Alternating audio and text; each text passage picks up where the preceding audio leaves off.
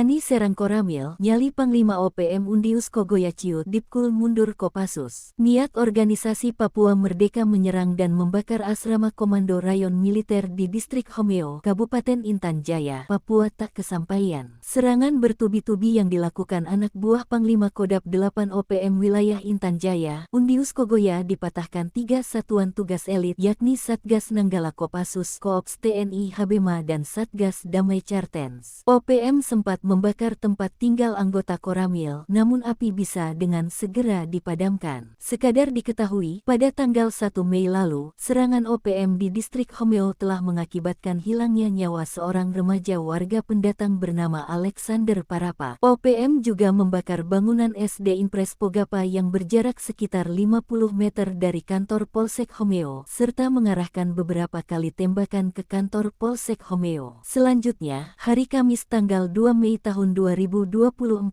Koramil Homeo ditembaki oleh OPM kelompok Geni Tipagau. Serangan tembakan tersebut juga disertai pembakaran tempat tinggal anggota Koramil, namun berhasil dipadamkan apinya. Setelah TNI Polri memukul mundur, posisi OPM kian terjepit. Merasa terancam keselamatannya, Panglima OPM Undius Kogoya lari ke Kabupaten Paniai. Panglima Kogabu Wilhan III, Letjen TNI Richard TH Tampu Bolon mengatakan TNI Polri berhasil menembak beberapa anggota OPM. Namun mereka diselamatkan OPM meski dalam kondisi luka.